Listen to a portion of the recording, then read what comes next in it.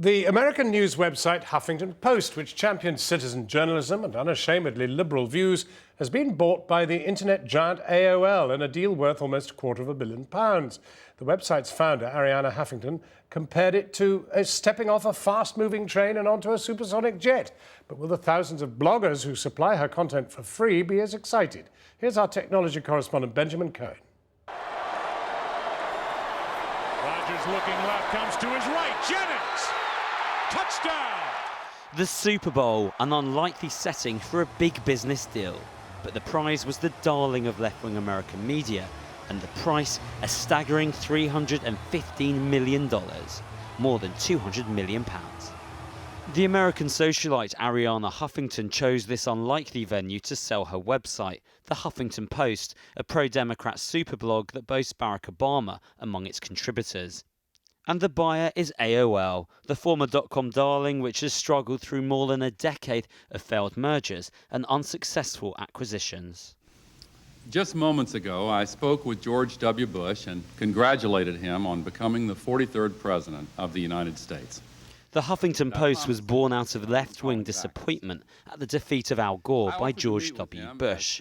They wanted an online voice to match the right-wing muckraker, The Drudge Report, that tormented Bill Clinton. But in doing so, the Huffington Post pioneered a new way of running a news publication.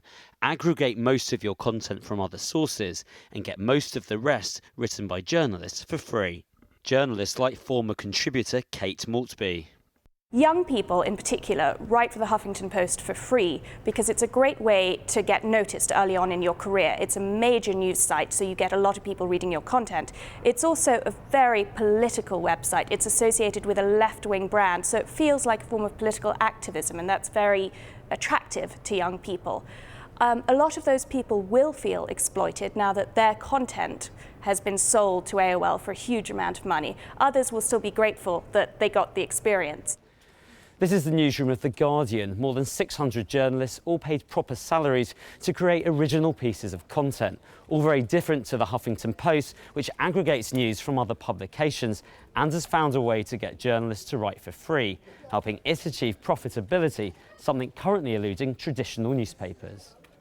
The Guardian is the only traditional newspaper to have copied the Huffington Post model with its own website, Comment is Free. I've asked myself recently, why didn't the New York Times or the BBC or ITN or the Washington Post start its own Huffington Post? And I think because it was a populist step too far. We in big content companies think content is that which we create because we do it with our staff and we pay for it, and that's what content is. Huffington Post came along and had an entirely new definition of media and content.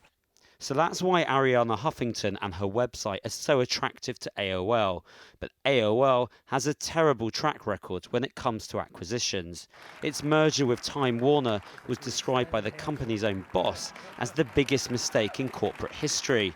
It later bought the social network Bebo for almost $1 billion. 2 years later, AOL sold it for almost nothing. Arianna Huffington will be hoping that this deal won't be history repeating itself.